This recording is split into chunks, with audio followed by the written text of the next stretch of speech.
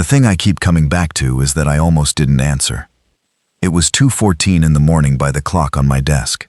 I know because I looked at it when the phone started buzzing, and I remember thinking, whoever this is, I'm going to be furious about it.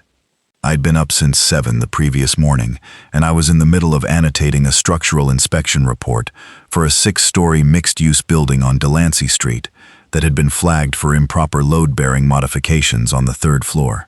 The kind of thing that doesn't sound dramatic until you imagine the 3rd floor of a 6-story building deciding to become the 2nd floor without warning everyone below it first. I had 3 more of those reports to finish by Friday, and it was already Tuesday, and I was behind because the city had added 12 new properties to my inspection rotation in the last month, without adding any new inspectors to cover them. That's the kind of detail that feels meaningless now.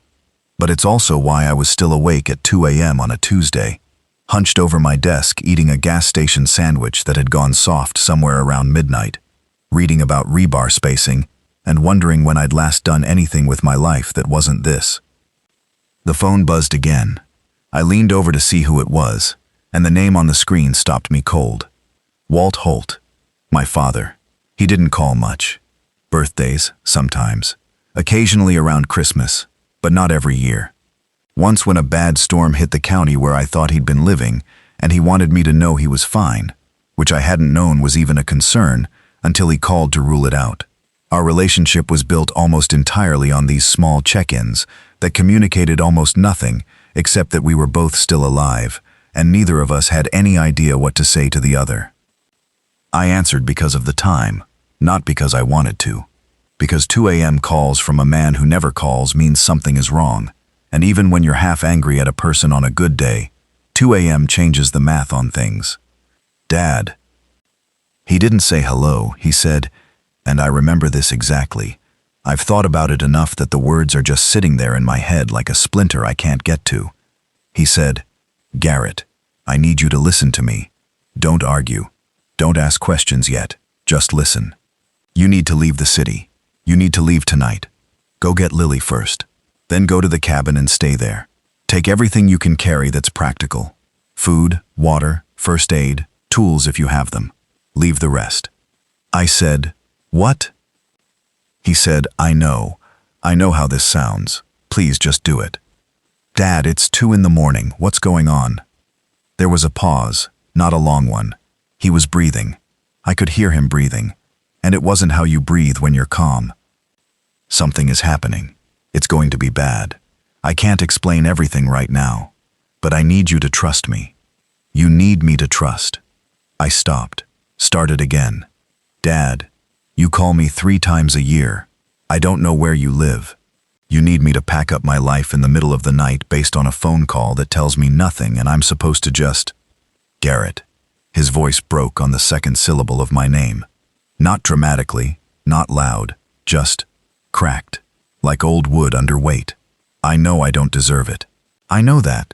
But please." I don't know what would have happened if he hadn't said please. Maybe I'd have asked more questions. Maybe I'd have gone back to the inspection report and tried to convince myself it was nothing. He was drunk. He was having some kind of episode. But he said please, and his voice did that cracking thing. And I sat there for a second with the phone pressed to my cheek, staring at the wall above my desk, where I'd pinned a building diagram that showed the difference between a load-bearing and a non-load-bearing partition wall. And something in me shifted. I said okay.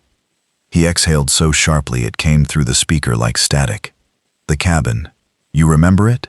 Up past Millhaven, off the 31? I remember it. Go there. There are things there I've left for you. You'll find them." He paused. "Tell Lily I love her." I almost asked why he couldn't tell her himself, but he'd already hung up. I sat there for about 90 seconds doing nothing. That's not as long as it sounds, but it felt longer. I was weighing a 2 a.m. phone call from a man I barely knew against the fact that I had work due Friday, a lease on an apartment I'd been paying for 3 years, a car that needed an oil change I'd been putting off for 6 weeks, and a life that was inconvenient to interrupt even on a good day.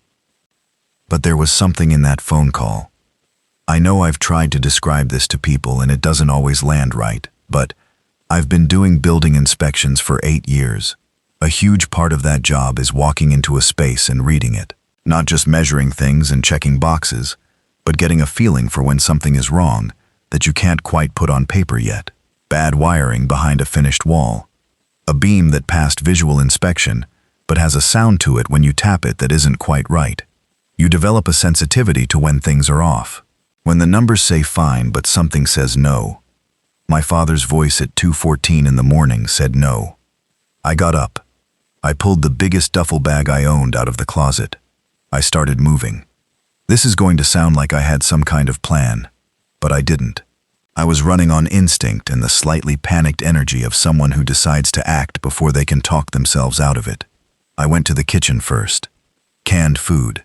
I grabbed everything I had in the cabinet, which was more than I expected, because I'd done a big stock-up run the previous month, when the grocery store was running a case lot sale. Canned beans, canned tomatoes, canned corn, tuna fish, sardines I'd bought because they were on sale and never opened, chicken soup. I had a case of bottled water under the sink that I'd bought for emergencies and never touched, 2 boxes of crackers, a jar of peanut butter, 2 jars of jam, pasta, dry, rice, dry. I had a good-sized bag of oats and a box of instant coffee that I threw in, because the thought of surviving whatever this was without caffeine seemed intolerable. I moved to the bathroom. First aid kit from under the sink. It was actually pretty well stocked, because I'd bought a decent one 2 years ago after cutting myself badly during a weekend repair project and spending 6 hours in urgent care. Extra prescription meds. I didn't take anything daily, but I had some leftover antibiotics from a dental thing, and I grabbed those too. Ibuprofen, bandages, antiseptic. I grabbed my multi-tool off the counter. I took it everywhere. And my good flashlight, the heavy mag light I kept in the nightstand. Clothes. I wasn't thinking fashion. Jeans, work pants, thermal layers, my heaviest jacket, 2 wool sweaters, socks, sturdy boots. I put on the boots right then, because it felt ridiculous to pack them when I should be wearing them. I grabbed my inspection kit from the back of the closet.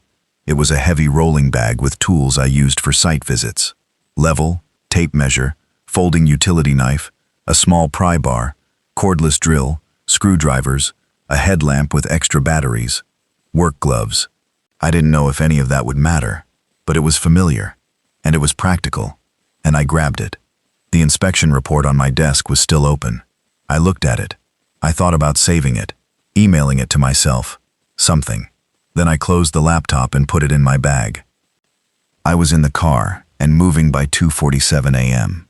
Lily's apartment was 11 minutes from mine, across the bridge on the eastern side.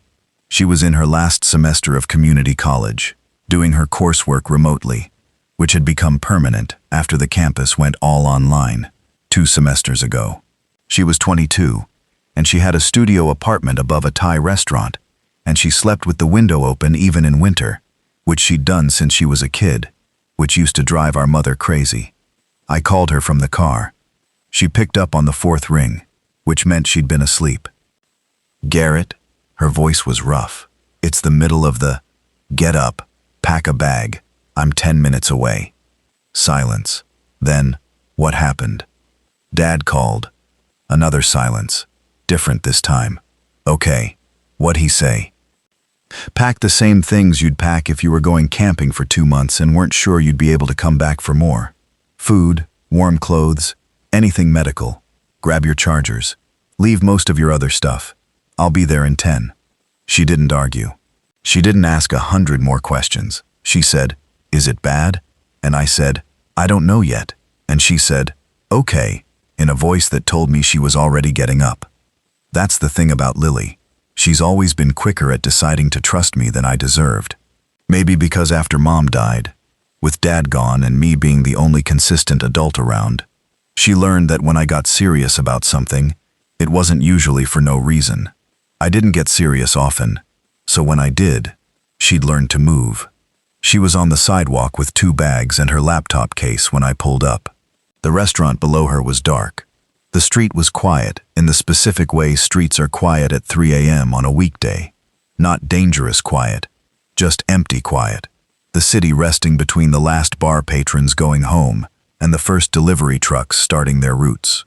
She threw her bags in the back seat and got in. She had on a puffy jacket over flannel pajama bottoms and boots she hadn't laced yet. Her hair was down, and she looked half asleep, and also very alert, which was a Lily thing. She looked at me. "Tell me." Dad called. Said leave the city. Go to the cabin. Said something's happening but didn't say what. She processed that. And we're just doing it? Did you hear something in his voice when he called you? He didn't call me, just you. That caught me off guard. I didn't know what to do with that. He said to tell you he loves you. She looked out the window. Huh. I drove. We were moving west out of the city by 3:15 a.m. The highway was near empty. I had the radio on low, just the overnight station that played oldies, and sometimes jazz. And the first 20 minutes were almost normal. Just two people in a car in the dark, the heater blowing dry air, the city lights shrinking in the mirrors. Lily leaned her seat back and pulled her jacket over herself like a blanket.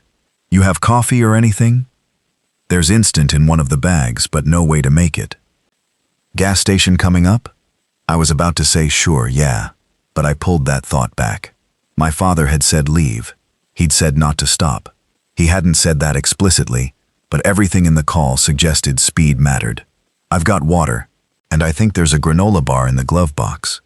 She pulled open the glove box, found the granola bar, a half-eaten pack of gum, my car registration, and a small flashlight with dead batteries. She ate the granola bar in silence. I watched the road. I thought about my father's voice. Something is happening. It's going to be bad. What kind of something? My mind, being what it was, went structural first. Industrial accident? Chemical plant? There was a tank farm on the western edge of the city, near the old freight rail yard. I'd actually inspected 2 buildings near there the previous year and noted some concerning soil subsidence that could indicate underground tank issues. But that didn't explain the urgency in his voice. That didn't explain please. Terrorist attack, maybe. Some kind of threat the government knew about. My father had always had the vague quality of someone with connections he didn't discuss, though I'd always attributed that to the fact that I didn't know him well enough to know what he did with most of his time. I drove and I didn't know, and Lily fell back asleep within 20 minutes, which I found both irritating and admirable. It was around 4:10 a.m. when the first weird thing happened. I saw police lights ahead, 2 sets of them, parked across the on-ramp for the highway bypass that cut through the industrial quarter.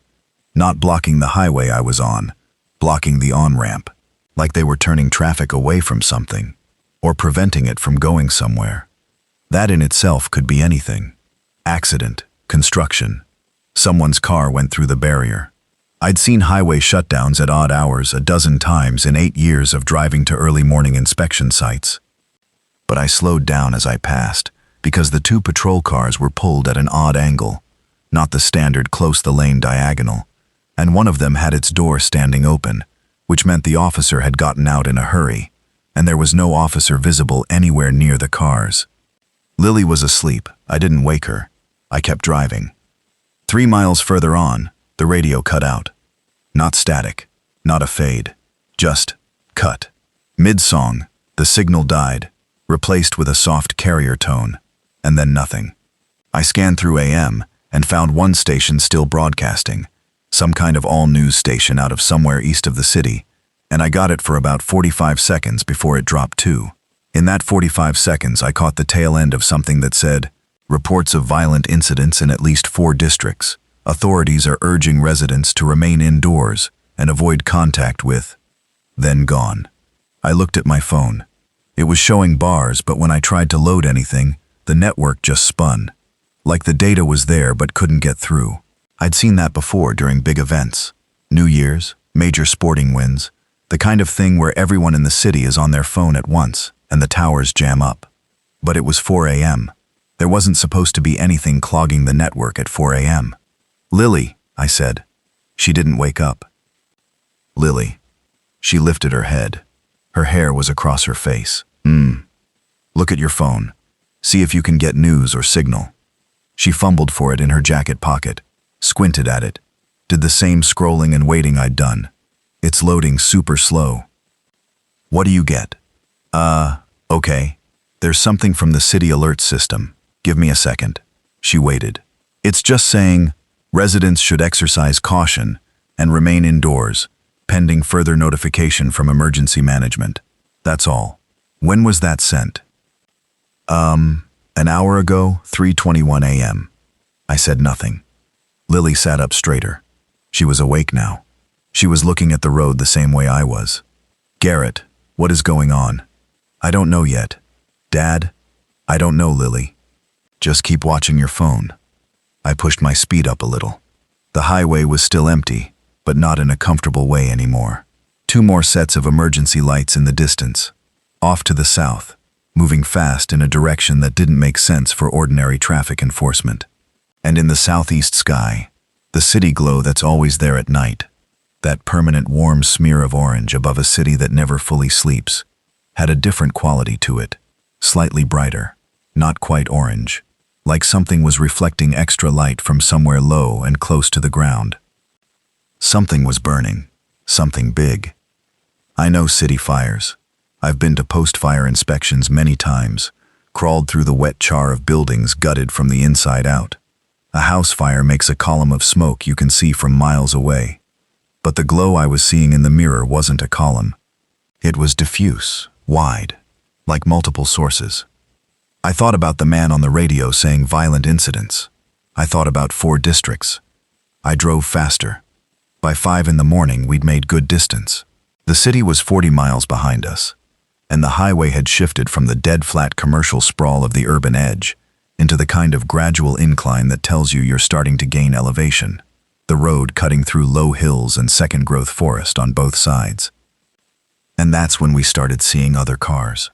Not in a convoy, not organized, just appearing.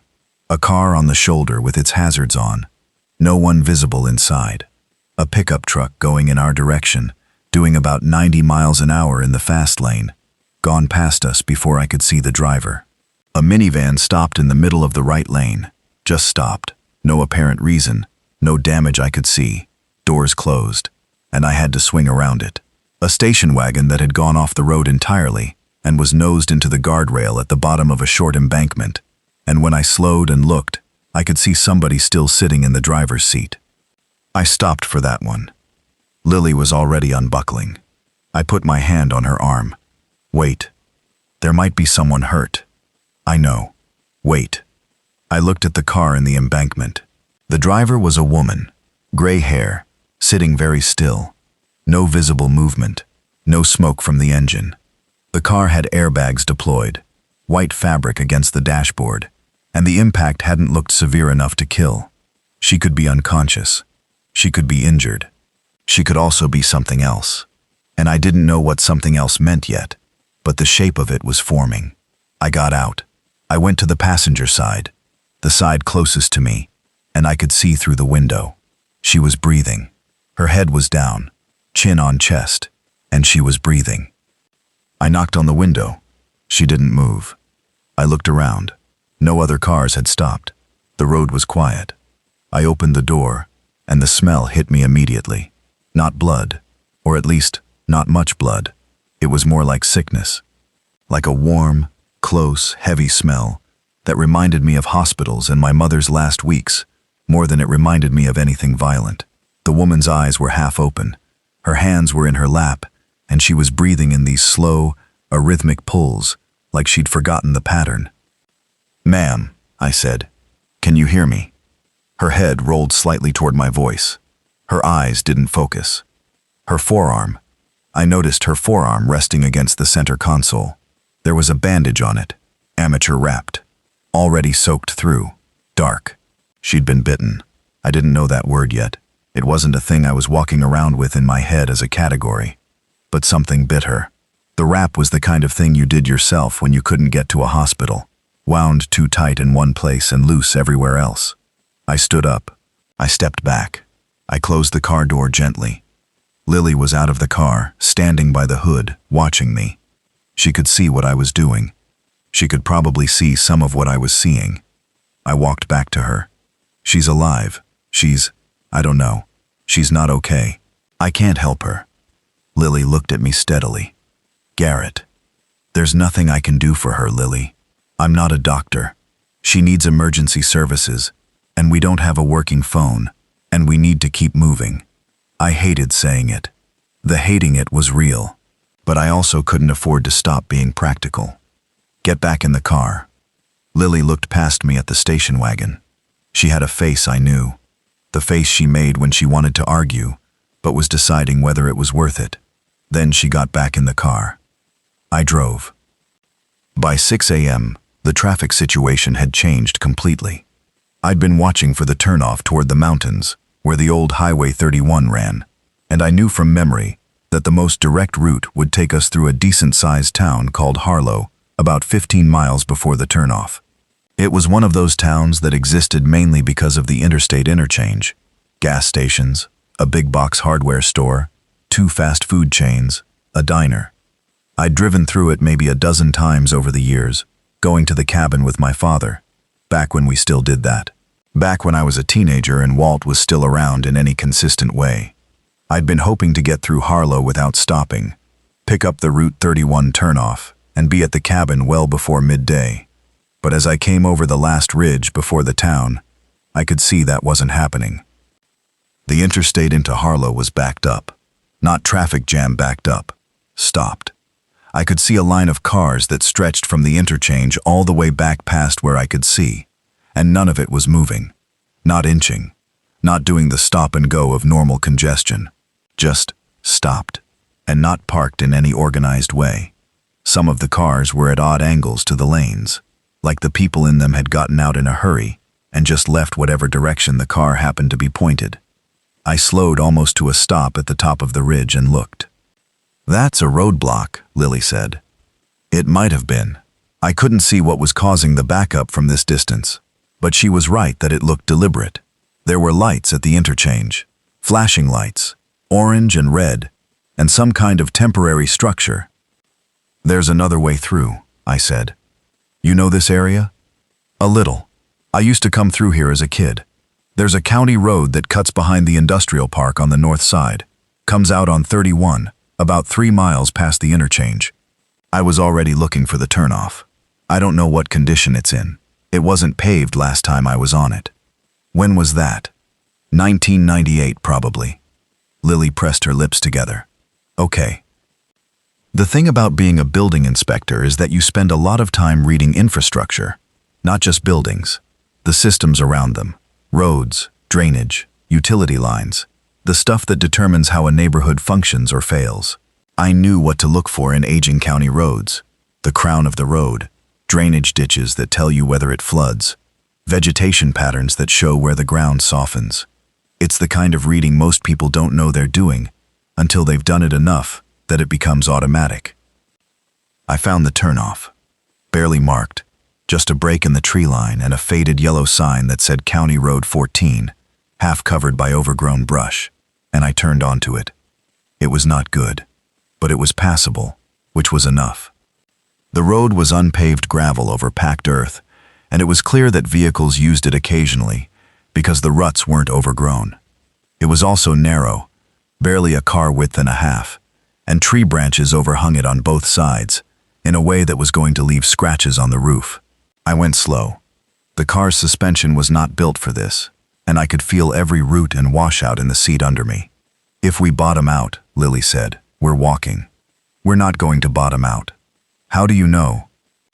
"Because I'm going slow enough that I can see it coming." I eased over a particularly bad patch, a diagonal rut that had probably been carved by a tractor at some point. "How's signal?" She checked. "Nothing. Total dead zone. Try to find anything. Radio, any station." She fiddled with my car radio, scanning through. She found a station about 2/3 of the way through the dial that was broadcasting, but the sound was broken and kept fading in and out, something about the mountains affecting reception. We caught fragments. Multiple counties under emergency declaration, and National Guard units have been deployed to, and residents are warned not to approach individuals who appear to be, and then it was gone again. I didn't say anything. Neither did Lily. We drove through the woods for about 20 minutes and came out on a paved road, a county highway that I recognized as paralleling Route 31, about 2 miles to the east. Longer way around. Better condition. As I made the turn onto the paved road, I saw a truck parked on the shoulder about 100 yards ahead. An old Ford F-150. Blue. Maybe 15 years old. A man was standing in front of it with the hood open, looking at the engine with the expression of someone who knows exactly what's wrong and doesn't have the tools to fix it. A woman was visible in the passenger seat. And in the truck bed, bundled in blankets and looking very small, were 2 kids, maybe 7 and 9 years old. I slowed down, because that's what you do. You stop for a man with a broken-down truck. Or you used to. I wasn't sure anymore what rules applied. I stopped. I rolled down the window. The man looked over. He was maybe 40, heavy-set, wearing a canvas work jacket and jeans. A couple days of dark stubble on his jaw. He had the look of someone who hadn't slept and was past the point of being scared, just tired. "You all right?" I asked. Stupid question, but it opens the door.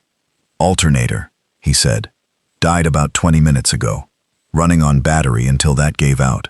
He glanced at the truck bed, where the kids were watching. "I got my family with me. I was hoping." He stopped. "You heading out of the city?" "Yeah." "Can you help us? I mean, I know you don't know us, but..." He looked back at the kids. "Please." And there was that word again. Please. I looked at Lily. She was already looking at the truck bed. At the kids. I thought about supplies. Space. The route. Then I thought about the woman in the station wagon with the bloody bandage on her forearm and the way I'd walked away, which I was going to have to carry forever, regardless of whether it was the right call. I put the car in park.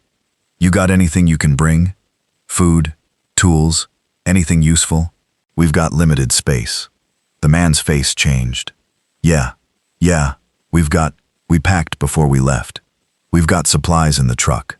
"Boyd," he called toward the truck. Oh wait, that was his name. Boyd. He was talking to himself. Processing. "Yeah, we can pull stuff. My wife's name is Tracy. Kids are Finn and Delia. I'm Boyd Whitfield." I told him my name.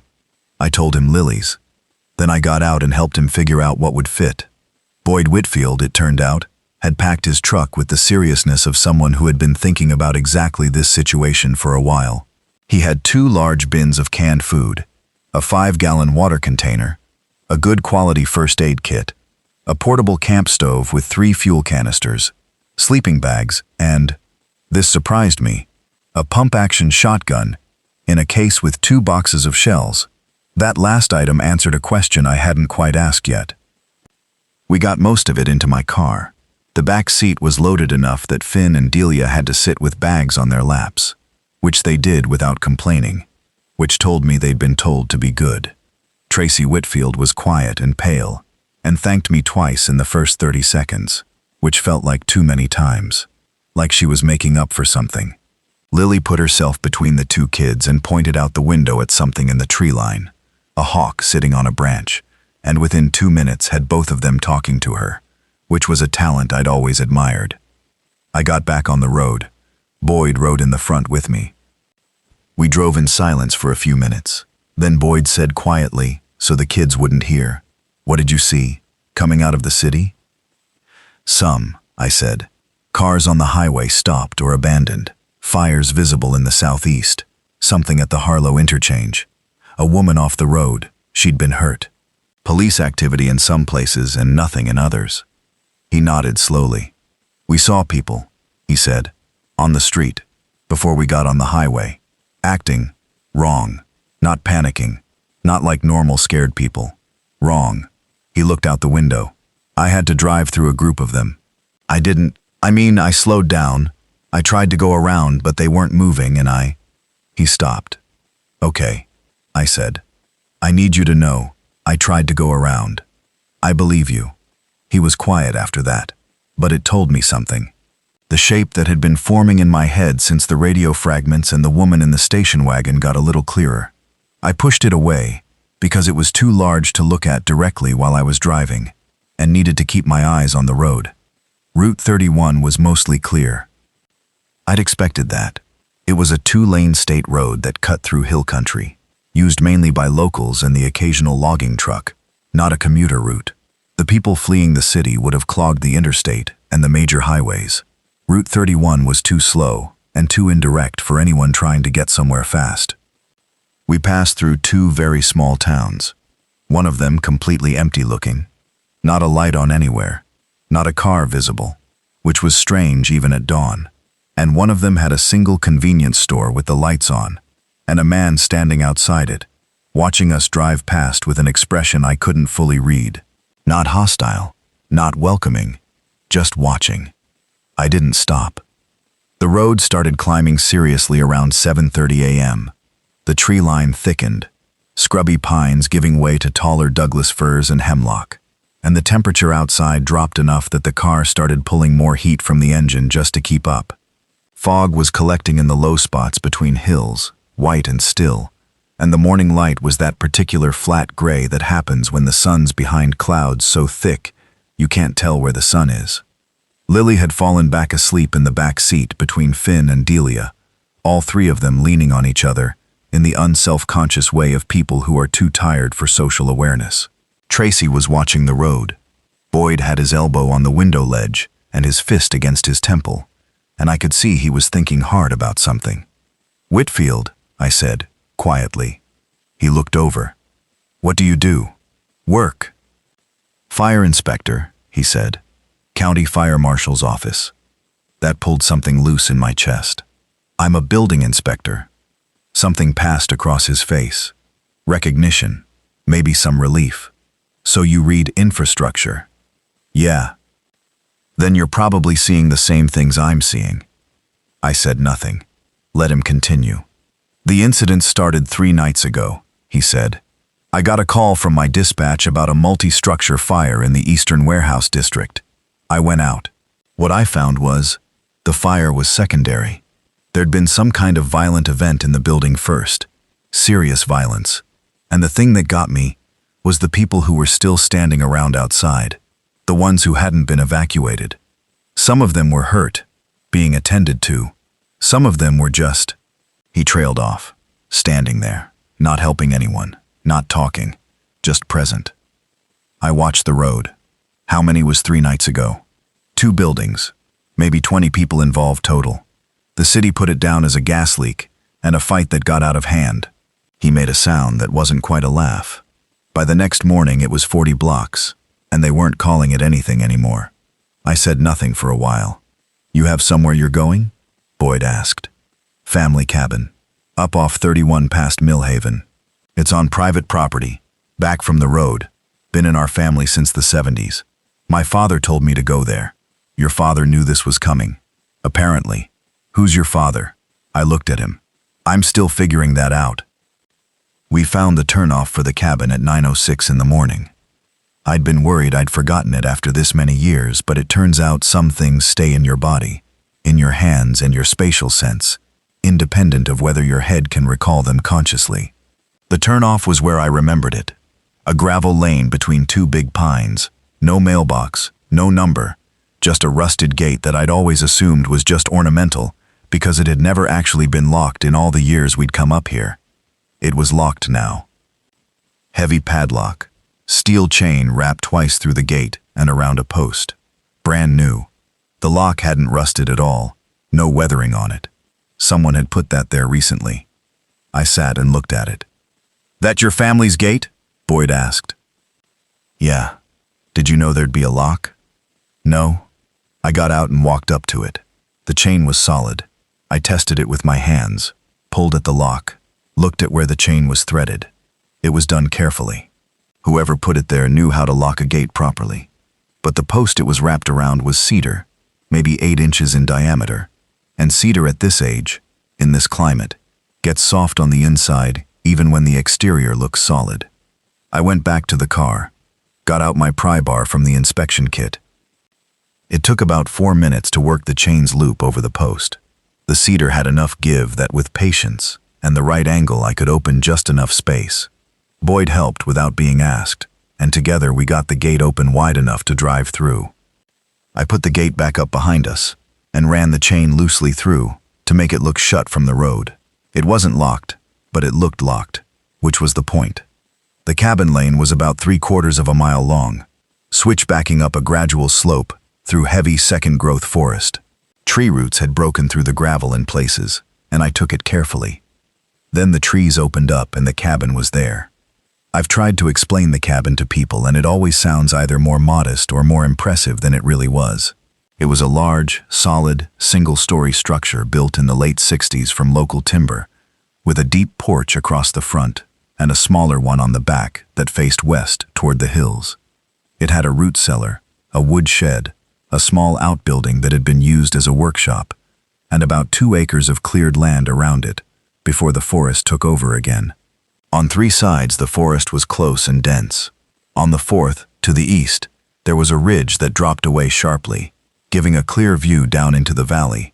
From the porch, on a clear day, you could see for 15 miles. Today was not a clear day, but you could see far enough. Far enough to see the column of smoke rising from the direction of the city, multiplied and merged until it was a single brown smear against the clouded sky. Far enough to see that it was real. I stood on the porch for a moment looking at it. Then I went inside. The cabin smelled like what it was, a place that had been closed up for probably a year, maybe longer. Dust and old wood, and something faintly organic that might have been mice getting into something in the walls, a smell I knew from old buildings. The power was off. The main breaker was in the box by the door, and when I flipped it, nothing happened, which meant either the local power was out or the account had been disconnected. Either way, no power. There was a generator in the workshop. I'd remembered it from years ago. An old Generac, probably from the 90s, and whether it ran or not I couldn't say yet. But the cabin was structurally solid. I knew that at a glance in the way I knew most structural things, the same assessment that happened automatically when I walked into any space. The roof looked good. The windows were intact. The doors were thick and fitted well. The place had been built to last and had lasted. Whoever maintained it, and someone had, because the boards on the porch weren't rotten and the window frames weren't bubbled with moisture damage, knew what they were doing. Tracy Whitfield stood in the middle of the main room looking around. Finn and Delia were exploring the other rooms, their footsteps light and quick on the pine board floors. Lily was opening windows to air it out. Boyd was standing at the back porch door looking out at the woods. "It's good," he said. "Not a question, just an observation." "It is," I said. "We can work with it." The first order of business was the generator.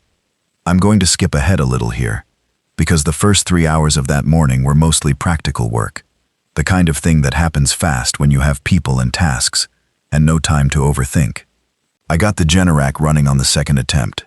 It had oil and gas in it, aged but usable, and the old carburetor just needed some coaxing. I ran an extension cord from the workshop to the cabin and got 3 lamps working.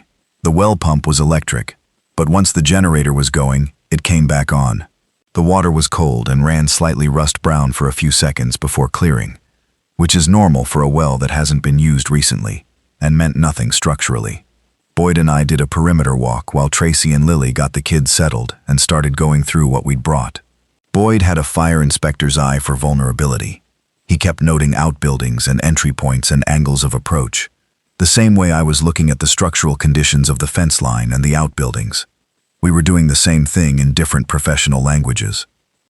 The cabin's main vulnerabilities were the 2 large windows on the south side and the back porch door, which was older and lighter than the front.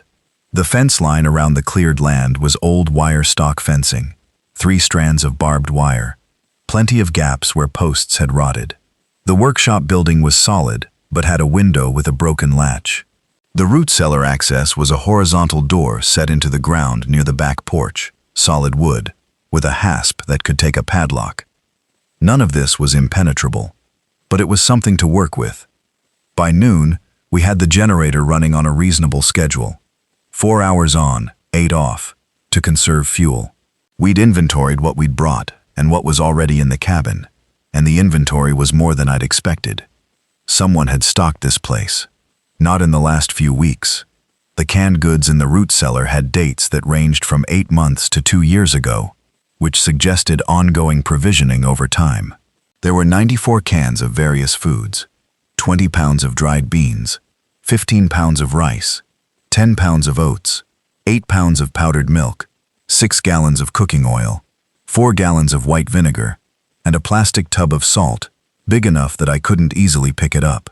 There was also a 50-pound sack of flour that I was going to have to figure out how to use, since the last time I'd baked anything was a frozen pizza. There was firewood, a full cord of it, neatly stacked in the woodshed, covered with a tarp, dry and seasoned. There was a hand pump for the well that could be connected separately from the electric pump, meaning if the generator failed, we could still get water manually. There was a first aid kit that was substantially better than mine, including suture materials, burn dressings, and a pamphlet-style emergency medical reference guide. Someone had planned all of this. Someone had been putting this place together as a survival cache for years, long before any of us had any reason to need one. My father. I stood in the root cellar looking at the shelves of supplies, and thought about Walt Holt spending years quietly stocking this place without telling anyone, without telling me. I didn't know yet whether to be grateful or furious. Both, it turned out. The answer was both. On the second day, I found the hidden room. I'd been doing a thorough structural inspection of the cabin, because that's what I do. That's how my brain works. I'd started doing it the moment we arrived, and I was being systematic about it, checking the subflooring in each room for soft spots that might indicate moisture damage or rot, looking at the ceiling joists through the crawl access in the hall closet, going over the window and door frames for gaps or failed weather stripping. In the master bedroom at the back of the cabin, the closet was an unusual depth. I'd noticed it the first day, but assumed it was just old construction. Cabins from that era sometimes had oddly proportioned rooms, because the builders were working off their own plans, without a strict code framework to constrain them. But on the second day, I stood in the closet and measured the depth with my hand. Not precise, but I've been doing this long enough that my hands have a fairly calibrated sense of distance, and then stepped back and measured the outside wall. The closet was about 14 inches shallower than the exterior depth of the building suggested it should be. I knocked on the back wall of the closet. Solid wood framing, drywall over it, nothing unusual. But 14 inches is not an accident. I looked at the seams in the drywall, looking for a cut line. The drywall was painted over, and the seams were well taped, but in the upper left corner of the back wall, where the closet met the exterior wall, there was a section about 6 inches wide, where the paint had a slightly different sheen, like it had been painted twice, or painted after the rest. I pushed on it. Nothing happened. I ran my fingers along the edge of the section. There was a slight gap at the bottom, barely a millimeter, but it was there. I went and got my pry bar. I used the thin end, gently, working into the gap. The panel swung inward. Behind it was a space roughly 5 feet wide and 3 feet deep, like a very narrow room, or a very generous shelf space. It was dark. I got my headlamp. What I found in there: rolled paper maps, probably 15 of them, held together with rubber bands. State road maps, county maps, topographic maps of this specific area, at a scale I hadn't seen in years. The kind of detailed topo that showed every ridge and drainage and old logging road. A metal box, like a fire safe, locked, about the size of a shoebox. I couldn't open it yet. 3 books, sealed in a Ziploc bag. Not novels. 2 were government publications. 1 was a CDC emergency preparedness manual. The other was a FEMA guide for long-term infrastructure disruption. The third was a composition notebook, spiral-bound, filled from cover to cover in my father's handwriting. I knew it was his handwriting, because I'd seen his handwriting on birthday cards and the occasional letter when I was a teenager, and once you know someone's writing, it doesn't change much. His was cramped and leftward-leaning, and he pressed the pen hard enough that the back of each page was embossed. 4 sealed envelopes. Each one had a label on the front. The first one said, "Garrett, open first." The second said, "Garrett, open if you find the box." The third said, "For the group, general information." The fourth was just a number, 47. I stood in the doorway of that hidden space for a long time without opening anything. Then I called Lily in. She stood beside me looking at it. She didn't say anything at first. Then she said, He built this. Somebody did. How long did this take? To put this here and fill it? I looked around the space. The shelving was simple, but carefully done. Attached studs, painted the same color as the hidden panel, designed to look like nothing from inside if you somehow opened the panel by accident. Years, I said. This took years. Why didn't he tell you? I don't know yet. I reached into the space and picked up the envelope labeled Garrett, open first. He'd written the letter by hand, and it was 3 pages, cramped and dense. I sat at the kitchen table with Lily beside me, and Boyd and Tracy seated across from us, the kids outside, and I read it out loud. I'm going to give you the substance of what it said, not a word-for-word transcription, because some of it was personal, and also because that's not how I remember it. I remember the meaning more than the precise words. The short version: my father had worked for a federal contractor for most of my adult life. Not military, not intelligence, but adjacent to both. Something in the area of biological risk assessment, evaluating potential outbreak scenarios for critical infrastructure protection purposes. He'd spent years reviewing theoretical risk models for the kind of event that, apparently, had stopped being theoretical. He didn't know it was coming this soon. That was the important thing he wanted me to understand. He wasn't holding out on me from some position of complete knowledge. He'd had a piece of the picture. He'd been aware that certain internal assessments had been accelerated, that language was shifting in communications he was privy to, that certain people he trusted had gone quiet or gone underground in a way that spoke to urgency without spelling it out. He'd been preparing the cabin because he'd known for years that his work put him adjacent to a category of danger that most people never had reason to consider. He'd stocked it, maintained it, set it up as a fallback, and never told me, because he couldn't explain the reason without explaining his work, and he hadn't known how to start that conversation. The night he called me, 2 days ago now, though it felt like much longer, something had confirmed his worst read of the situation. He didn't specify what. He'd made the call. Where was he? That was the question I was building toward while I read. The letter said he had to go somewhere, that he had information that might matter to people who were trying to understand and respond to the outbreak, and that he'd had to take it in person because he no longer trusted any digital channel. He'd left from a specific location, a place I needed to find when it was safe, not before, not while things were still too unstable. He'd left markers for me, things I'd recognize if I was paying attention. The composition notebook was operational details, the cabin's systems, the supplies, the maps, and explanatory notes on how to use what was there. The metal box contained a second set of the most important documents. He'd get me the combination when contact was possible. The envelope labeled 47. He wrote, "You'll know when to open it and why." I turned the letter over. On the back, at the bottom, in slightly different pen, like it had been added later, he'd written 4 words. I remember them exactly. The birds still know. I had no idea what that meant.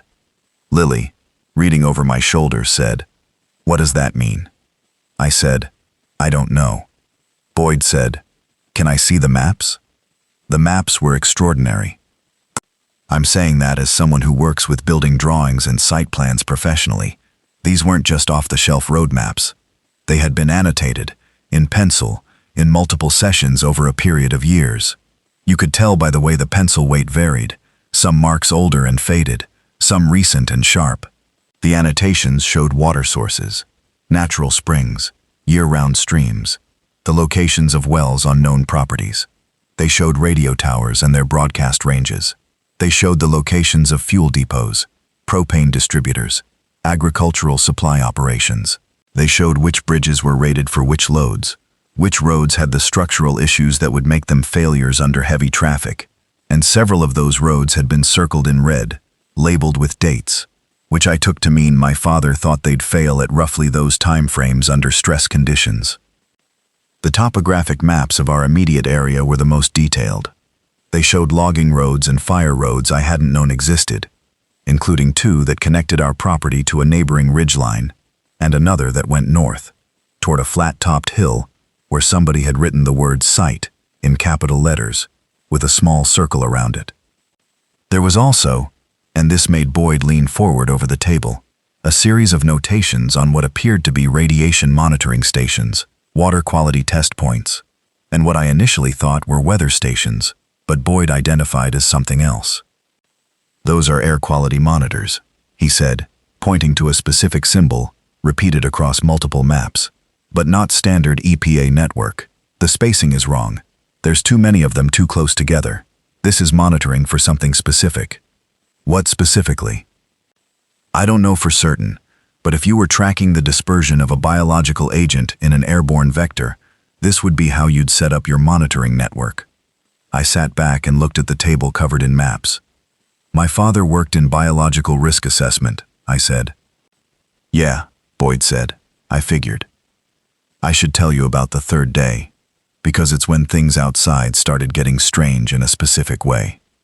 The first 2 days at the cabin, the forest had been quiet. Not unnaturally quiet. There were birds, squirrels making noise in the firs, a deer that had come right up to the back porch the first morning and looked at us with spectacular unconcern. Whatever was happening in the city, 40+ miles away, the forest didn't know about it yet. Day 3 changed that. Boyd was on the roof at about 7 a.m., having climbed up to check the flashing around the chimney, which I'd identified as a potential water ingress issue. I was in the workshop, going over what tools were available. There was a decent collection, clearly curated. Hand tools, a chainsaw, an axe, a good handsaw, levels, a drill press that looked ancient but might work. Lily and Tracy had the kids on the front porch doing some kind of educational activity, involving the topo maps and a piece of string. Boyd called down, "Garrett," something in his voice. I came out of the workshop. "What?" "Come up here." I climbed the ladder to the roof. Boyd was on the ridge, facing south, and he handed me the binoculars he'd found in the hidden room. A good pair, waterproof, with a decent range. "Edge of the tree line," he said. "South fence. Give it a minute." I looked. The south fence was the old barbed wire, maybe 150 yards from where we were. The tree line began just past it, dense firs and some older cedar. I scanned along the fence line and saw nothing. Then movement caught my attention. Something in the tree line, at the edge where the light fell differently. A person, standing still, looking at the cabin. "How long?" I asked. "Since I got up here about 15 minutes ago. It hasn't moved." I looked harder through the binoculars. The person, and it was definitely a person, the shape was clear enough, was standing just inside the tree line at a point where they'd be difficult to see if you weren't looking for them. Wearing dark clothing, not doing anything, not moving. "Could be a neighbor," I said. "A hiker." "Could be." We watched for another 10 minutes. The figure didn't move. "I'm going to go talk to them," I said. Boyd looked at me. "That's one of those things that sounds more reasonable in a normal world." "I know, but if it's just someone who needs help, and if it isn't," I thought about that, "then I need to know about it, because if something's come into the forest, I need to know how much." I took the shotgun. I went around through the workshop and out the east side of the property, keeping the outbuildings between me and the south fence, using the terrain the way you'd use a building layout in a navigation situation, cutting angles, keeping coverage, not presenting myself directly until I had a better read on the situation. I came around the far end of the fence and approached the tree line from an oblique angle. The figure was still there. It was a man, mid-50s maybe, or he looked that age, though whatever he'd been through recently might have aged him externally. He was wearing dark pants and a torn flannel shirt despite the cold. He was standing with his arms at his sides, looking in the direction of the cabin. His feet were wrong. He was standing on uneven ground but not adjusting for it. Weight distributed like he wasn't registering it. His eyes were the thing. I've tried to describe this to Boyd since, and the best I can do is, they were open but not tracking, like the connection between what the eyes were seeing and whatever processed that information wasn't working. He was looking in the direction of the cabin, and I'm not sure he was seeing it. "Hey," I said, not loudly. "Hey, can you hear me?" He didn't respond. Not a flinch, not a head turn. I moved a little to the left. Nothing. Moved right. His head moved slightly. tracking the sound of my feet on the fallen fir needles, not the sight of me. Sound, I said, quietly to myself. He's tracking sound. I stayed very still. He stopped turning his head. He went back to facing the direction of the cabin, where the generator was running, where the kids had been playing on the porch. I backed away, keeping my feet as quiet as I could on the pine needle bed. Got back to the cabin, got everyone inside, turned the generator off for the rest of the day. We spent that afternoon talking through rules. Boyd and I did most of the talking while Tracy and Lily handled the kids. Not because Tracy wasn't capable. She clearly was. But because the conversation went into territory that was difficult to have in front of a 7- and 9-year-old. What I knew, the infected were drawn to sound, strongly drawn to it. The man in the tree line had been tracking my footsteps when he'd had nothing else, and zeroing in on the generator noise from a significant distance when that was available. I thought about the radio fragment we'd caught. Don't approach individuals who appear to be, and matched it against everything I'd seen since the city. The woman in the station wagon, barely conscious but still breathing. The people Boyd had described standing near the fire, present but not responsive. The shape of it wasn't complex, actually. The complex version was what I'd grown up watching in movies. The real version was almost simpler. Something was wrong with the people who were affected. Their higher functioning was gone. They were operating on something much more basic, sound input leading to movement toward the source. Simple drives, biting, maybe, though I hadn't seen that yet, not directly. What I didn't know, how fast it spread, how far it had gone, whether the man in the tree line had come from the city 40 miles away or from somewhere much closer, whether there were others in the forest. The cabin had one enormous advantage: distance. We were far from the population centers, infected moving on foot from the city, following sound and whatever else drew them, would have to cross 40 miles of varied terrain to reach us. Some of them would, maybe not many, but some. The second advantage was what we'd read in my father's notebook. He'd written specific protocols for sound management at the cabin, generator running schedules, noise discipline, even notes about which birds and animals would change their behavior in the presence of unknown intrusion, which he called the forest's own alarm system. The birds still know. I reread that line, and I started watching the birds. On the 4th day, Hank Pruitt showed up. He came to the front gate around midday, walking. No vehicle, nothing.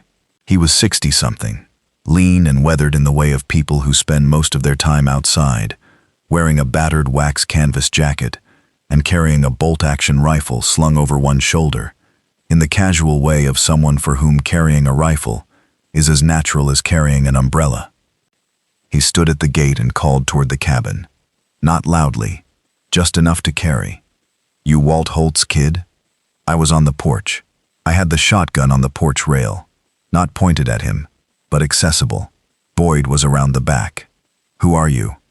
I called back. "Hank Pruitt. I'm 3 miles north on the ridge. Walt and I go back about 15 years. He told me, if things went bad and his kids showed up at the cabin, to come introduce myself and offer what help I could." I studied him for a moment. He waited. He wasn't fidgeting or looking around in the way of someone who was nervous or planning something.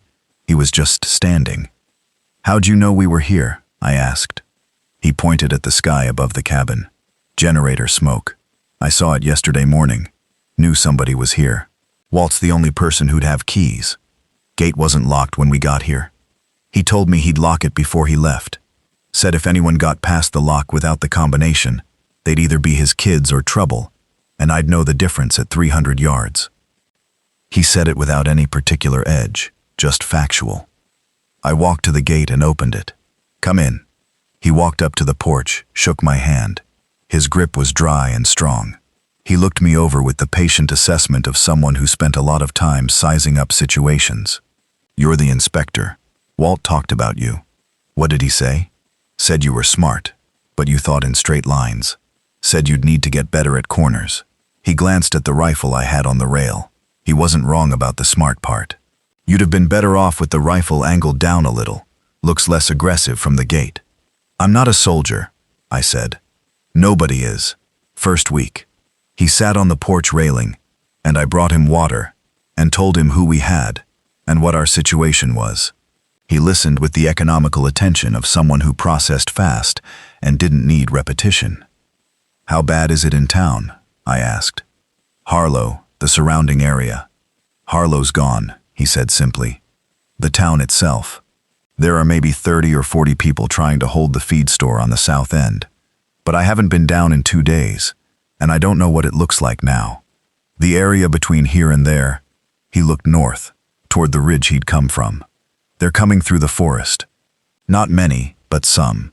Coming up from the valley floor, mostly.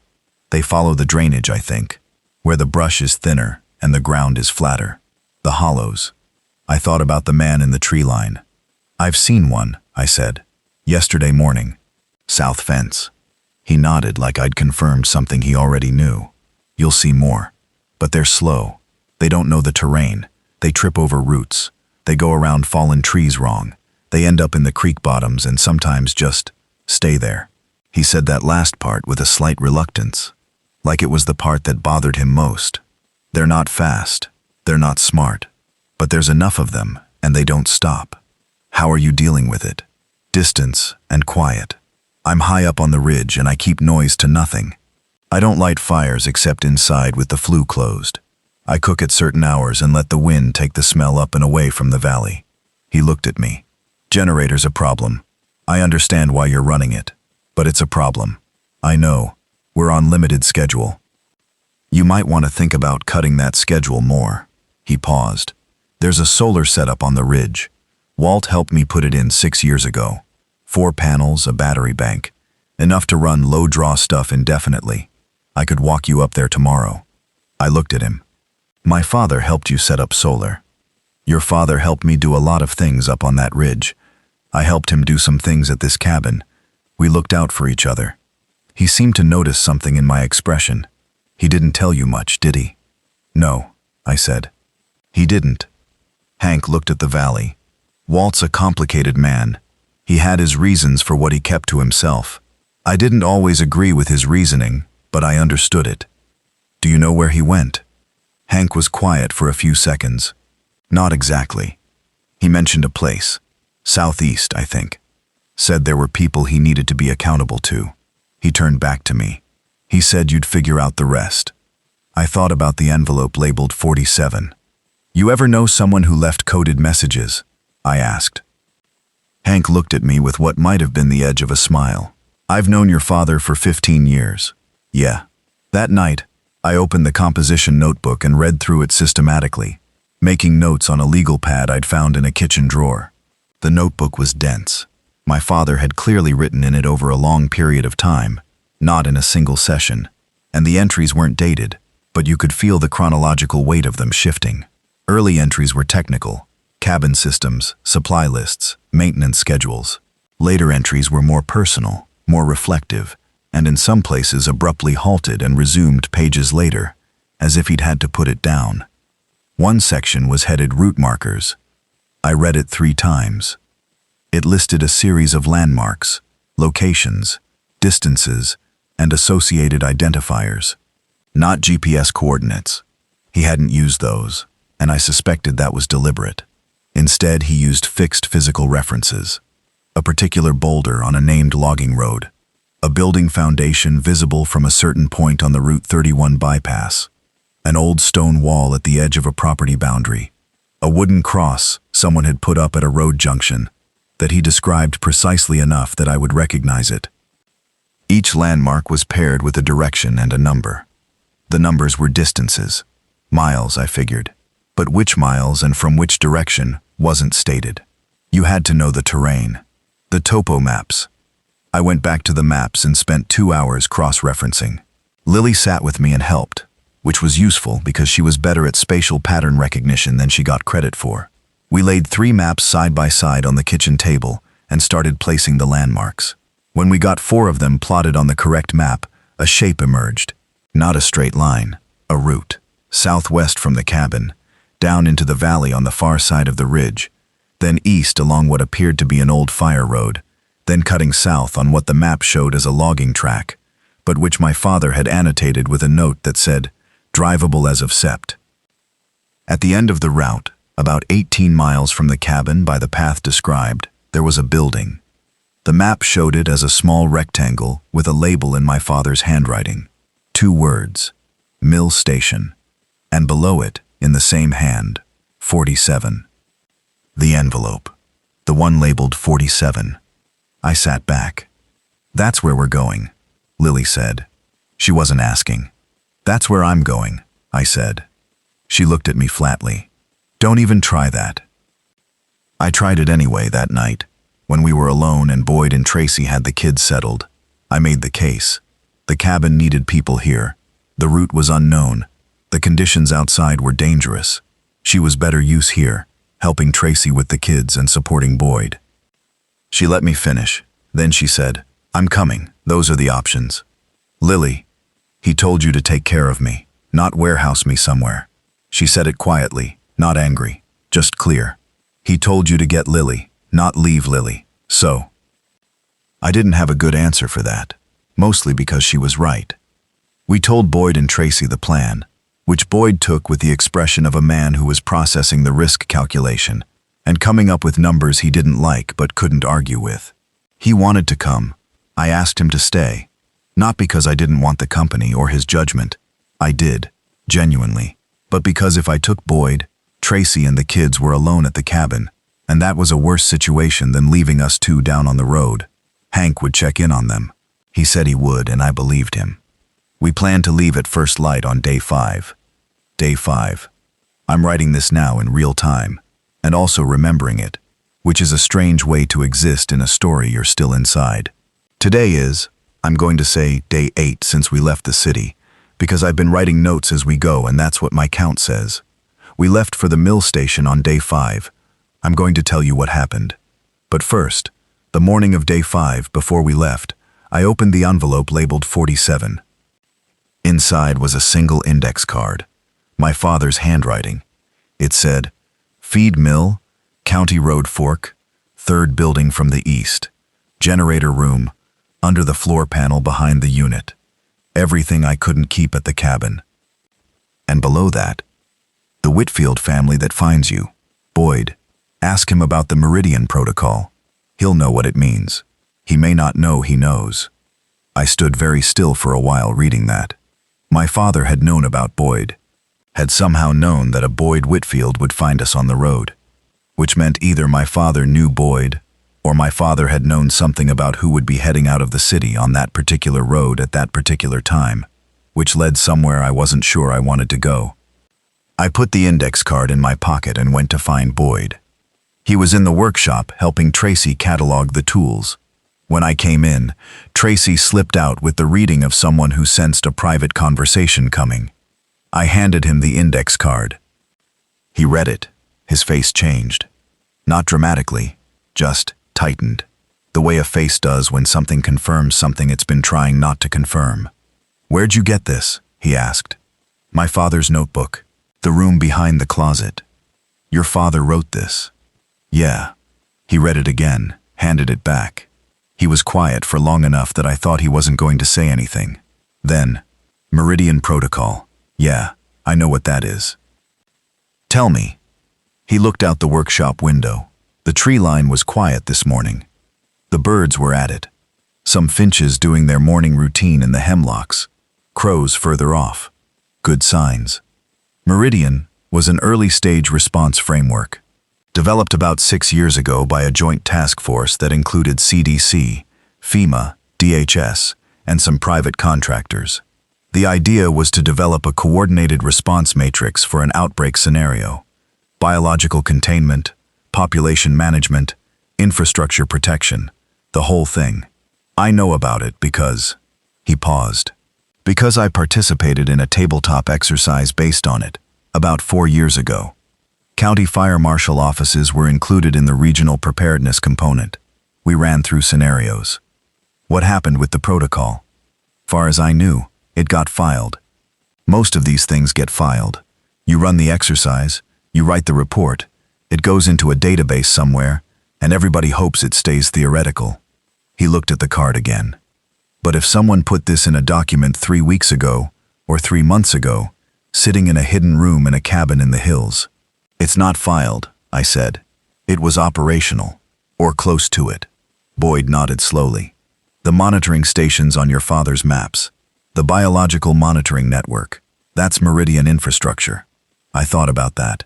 So the monitoring network that was set up under this protocol, it would have been tracking something. Yeah. For how long? Boyd looked at me. The protocol was written 6 years ago. If they implemented it fully and started monitoring at that time, they knew something was possible 6 years ago. At minimum, maybe more. I stood there with that for a second. The feeling it gave me was similar to the feeling of standing in a building that passes visual inspection, but has a sound to it that isn't right. Everything looked okay from outside, but something was wrong inside, something foundational, and it had been wrong for longer than anyone who should have done something about it had been willing to acknowledge. My father was part of this network, I said. Part of Meridian. Sounds like it. And something changed. Something made it real. And he called me. Yeah. I took the card back and put it in my pocket. I need to get to that mill. The drive to the mill was not simple. We left at 6:15 in the morning, Lily and me, with the shotgun and my father's maps, and 3 days of food and water, packed into a backpack each. Hank walked us to the vehicle and handed me a folded piece of paper at the last minute. Radio frequencies, he said. There are still some people broadcasting on shortwave, if you have a receiver. The mill might have something. Walt was a radio man. He liked his sets. You couldn't have mentioned this earlier? He shrugged with his eyes. Mentioning it now. The first part of the drive used roads I could navigate without the maps. Then we picked up the fire road, which was gated, but the gate was chained open. I didn't know if that was my father's doing, or if it had just been left, but we drove through without stopping. The fire road was rough but passable, and I took it at a steady 20 miles an hour, which was about as fast as the surface allowed without risking a broken axle. It was quiet outside. Too quiet. In a way I was only now calibrating well enough to trust. I'd been watching birds long enough by this point to know that a forest going silent in a certain frequency band, the mid-range calls, the territorial songs, meant something had disturbed it. When I stopped the car to check the map at one point and rolled down the window, the forest was just wind and the creek sound. No birds. No squirrels. Don't like that, Lily said. Me neither. Stay quiet. We moved on. About 7 miles down the fire road, I saw the first one. It was in the creek bottom, 30 feet off the road, half standing in the shallow water. A woman, older, in what had been office clothing. Blazer, slacks. Completely incongruous with where she was. She was facing away from us, completely still, water running around her ankles. The cold of that water, it was barely above freezing, was doing nothing to her that I could see. She wasn't shivering. I slowed almost to nothing. We passed her. She didn't turn, didn't track us. We were moving too slowly to make enough noise, maybe. Or maybe the water sound covered us. I kept going. 2 miles further. 3 more. A group, if that's the right word. They were all doing the same thing. Standing. Facing roughly the same direction. One was leaning against a tree. Not resting. Just in contact with it. Like the tree was a surface to press against. Their faces were turned south. Toward the valley. Toward where the sounds of the dying city would have been carried on the wind. I drove past them at walking speed and didn't breathe until we were around the next bend. They're all orienting the same way, Lily said. Her voice was low and controlled. She was good in the car. Better than me, probably, if she'd been driving. Sound gradient, I said. They're facing the loudest sound source in their range, whatever's still burning or broadcasting in the city. From this elevation, on a clear morning, that could carry 20 miles. So as long as there's noise from the city, they're not looking at us. That's my theory, and I'm hoping it holds because I don't have a better one. We got to the mill at 9:47 a.m. The mill was an old feed processing operation, converted and reconverted over what looked like 4 or 5 decades of different uses. The original structure was stone, Civil War era, with a later timber frame addition from the 20s or 30s, and then a cinder block addition from the 70s that housed what appeared to have been some kind of processing or storage equipment. From the outside it looked abandoned, in the way of places that had been abandoned honestly, no drama to it, just the slow accumulation of disuse. Windows boarded on 2 of the 3 buildings. Weeds up through the gravel lot. A rusted fuel tank on legs near the eastern building, the kind you saw on farms. The 3rd building from the east. That was the stone one, the original structure. We checked the area for 5 minutes before we got out of the car. Standing still, engine off, watching. No movement. No sound from inside any of the buildings. We got out quietly. The door to the stone building was solid wood, fitted with a newer steel hasp and padlock. Same padlock style as the cabin gate. Same manufacturer. Same weight. My father's work. I didn't have the combination, but I had a pry bar and a drill, and the door frame was original stone, which meant there was mortar between the frame stones that was 200 years old. Old mortar is softer than new mortar. An inspector knows this. 16 minutes with the pry bar working the hinge side, and one of the frame stones gave enough that the hasp pulled loose from the wall and the door swung open. Inside was cooler than outside. The stone walls holding cold. It was dim. I got my headlamp. The building had been set up as what my father's note had called a station. Along the back wall was a workbench with radio equipment. Shortwave, CB. A ham setup that looked capable of significant range.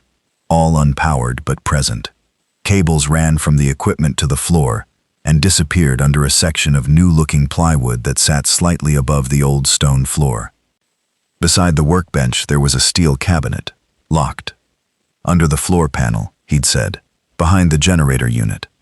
There was a small generator in the corner, a newer Honda, the kind that's quiet enough to run in an enclosed space if the ventilation is right. Behind it, the floor panel. I pulled it up. A waterproof case, the kind used for expensive camera equipment, foam-lined interior. 2 of them, actually, side by side in the space below. I pulled them both up. The first case contained documents, paper, printed, sealed in individual plastic covers, file folders, a USB drive, and at the very top, in a manila envelope with my name on it in my father's handwriting, a sheaf of photographs. I opened the photographs first. They were surveillance photos, not high quality, taken with a long lens in variable light conditions, the kind of thing someone does when they don't have professional equipment or authorization. They showed a facility, industrial, somewhere outside a city, surrounded by fencing, various angles, date stamps in the lower right corner of each one, spread across a period of about 14 months, the most recent dated 11 weeks ago. Written on the back of the last photograph in the series, in Walt Holt's cramped hand. This is where it came from. Building 7, northwest quadrant. Containment failure, not attack. Report says accident. Report is wrong. The second case. Inside, on top of more documents, was another envelope. This one had a number on it, written in a different hand than my father's. The number was 47, not a label my father had written. Someone else had written 47 on an envelope and put it in a case in a room my father controlled. I opened it. Inside were 2 things, a hand-drawn map and a photograph. Not a surveillance photo this time, a personal photo, taken at close range, indoors, the warm flash of a phone camera. 2 men at what looked like a kitchen table. They were looking at each other, not the camera. They were mid-conversation, probably unaware the photo was being taken. One of the men was my father, Walt Holt, older than I remembered him, maybe a year or 2 ago. The other man I didn't recognize. Lily was beside me. She looked at the photo. She pointed at my father. That's him.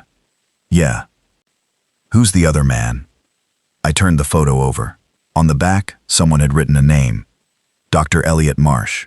And below the name, active. Field location unknown. Follow the 47. I looked at the hand-drawn map. It was rough, clearly done quickly, showing a road layout I didn't immediately recognize with a single building, indicated by a square, and the word bridge, in block letters beside it. Below the square, circled 47. 47, Lily said. Everything comes back to it. It's not a code, I said slowly. I was working through it. It's a coordinate.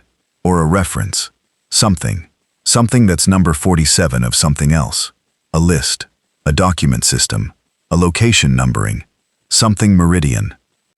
47 field stations, Lily said. Or 47 buildings. Or 47 data points on those monitoring maps. I went back to my father's maps. The ones with the biological monitoring stations. I counted them. 47 marked stations, total, across all 3 maps. My father had written a note next to Station 31 that said dark, 4MO. Next to Station 44, it said dark, 2MO. Next to Station 47, it said something different. Active, staffed. I looked at Lily. She'd been following along. She said, "Someone is at Station 47. Someone who's been there this whole time. My father. Or people he knew. Or this Elliot Marsh." Yeah. I looked at the hand-drawn map with the bridge notation and tried to match it against the topo maps. The road layout had some distinguishing features. A tight curve. What looked like a creek crossing. A building positioned on what the map suggested was a bluff above a drainage. It took 20 minutes of cross-referencing, but I found it. Northeast of our position, about 9 miles as the crow flies, longer by road.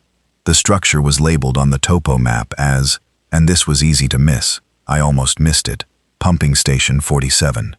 Water infrastructure. A water pumping station. From the topo, it looked like a mid-century municipal water supply point. The kind of thing a county would build to serve a rural population before modern interconnected systems made standalone stations obsolete. Abandoned long enough to be off most people's working maps, but structurally sound enough to use as a base. I took the photos, the documents, the USB drive, and the maps. I put them in my pack. I locked, or as close to locked as I could manage with a broken hasp, the stone building behind us. We got back in the car. "I need to tell you something," Lily said, as I started the engine. "Okay. I'm scared. Like really scared. Not about the drive or the things in the forest. I'm scared about what's at that pumping station. About what we find when we get there. I didn't say it's going to be okay, because I didn't know that. So I said, whatever we find, we deal with it. Same as everything else." She looked out the window. "I didn't know him," she said. "Dad, I mean, I knew him less than you did, and you barely knew him. If we find him, and he's—" She didn't finish. "I know," I said. We drove. I should tell you about the detour, because it almost cost us everything. The most direct route to the pumping station required crossing a bridge. A single-lane county road bridge over a creek that on the map looked standard, but when we got to it, I could see immediately was not passable. The bridge was old, iron and timber, and it had been hit by something. A large vehicle by the look of the damage on the downstream railing. Half the deck planking on the right lane was gone. The remaining timbers were visibly checked and fractured. The ironwork on the left side was bowed outward. I got out and walked the approach for a closer look, because I needed to know if it was completely dead or just wounded. There's a difference. It was completely dead. The center support, which on this kind of bridge would have been a treated timber pile driven into the creek bed, had shifted. Probably the vehicle impact had sent a shock load down through the deck into the pile and knocked it off its bearing. The span was listing maybe 4 degrees toward the right, which wasn't dramatic to look at, but meant the load path was completely compromised.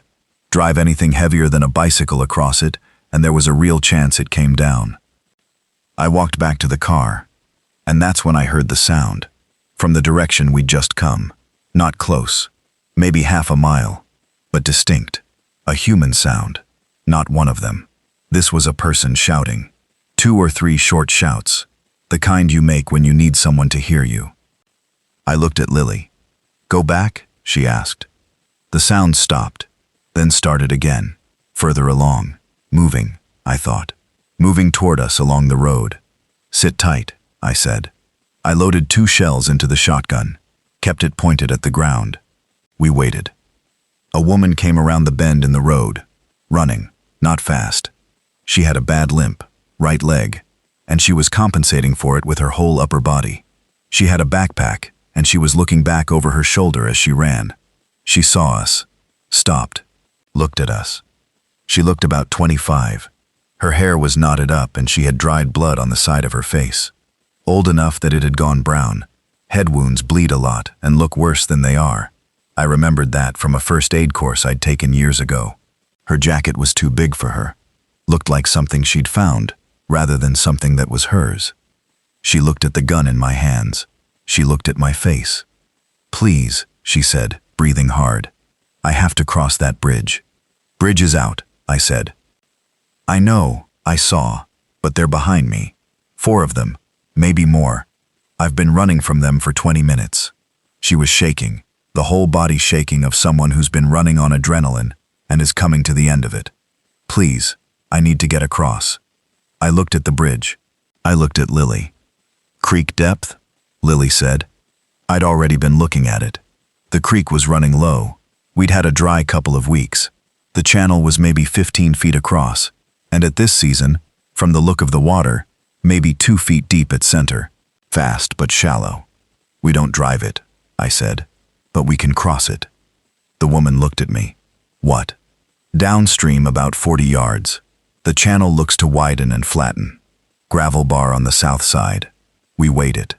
I was already back at the car, pulling gear out, thinking about what we could not afford to get wet.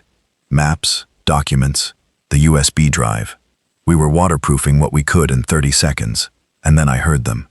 The sounds weren't loud. That's what I keep thinking when I replay it. They weren't growling, they weren't screaming.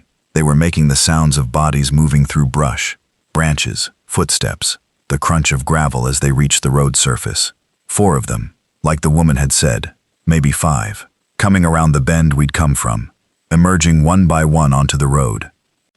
They looked at us, or they oriented toward us. Same thing I'd seen in the tree line at the cabin. Eyes open, not quite tracking what they saw, heads canting toward sound. We hadn't made any sound for 30 seconds. We were very still. One of them took a step, toward us, but not tracking directly, tracking to our left, toward where we'd been moving. "Slow," I said, barely moving my lips. "Downstream. Don't run." We moved. I've thought about this a lot since. The instinct is to run. Everything in your body says run, and running is probably what killed most of the people who didn't survive those first days. Because running is loud, running on gravel, through brush, toward a creek. Every footfall is an advertisement.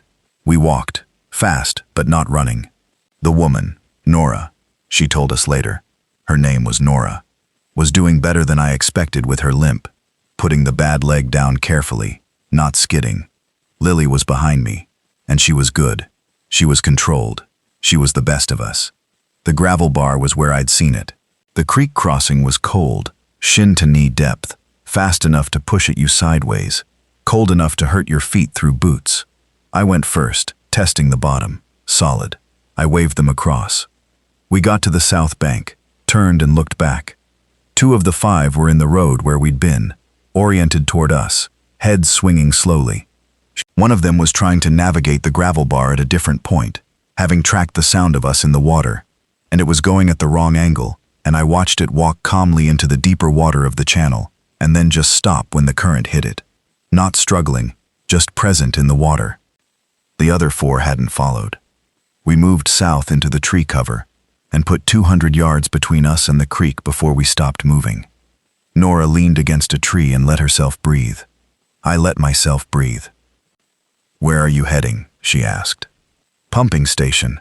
About 7 miles from here by the back way, now that the bridge is out." She looked at me. Something happened in her face. "Station 47? Every hair on my body stood up. "How do you know that?" I said. She looked at the ground. "Because that's where I was going. That's where I've been trying to get to for 3 days. She looked back up. "There's a man there. His name is Elliot Marsh. He sent me a message 12 days ago, before all this. He told me if things went sideways to find Station 47 and ask for him." She paused. "He's my uncle." I reached into my pack and pulled out the photograph, handed it to her. She looked at it for a long time. Her face was very still. "That's him," she said. "And the other one," she looked up. You're Walt Holt's kid." "Yeah." She sat down on a fallen log. She had the look of someone doing rapid internal calculation, adding numbers she didn't think would add up, and finding they did. "Your father," she said. "He's at the station. Or he was." Elliot said Walt Holt would be there. Something let go in my chest that I hadn't realized I'd been holding. "Is he okay?" "I don't know. I haven't gotten there." She looked at her injured leg. "I've been trying." "Then we go together," Lily said.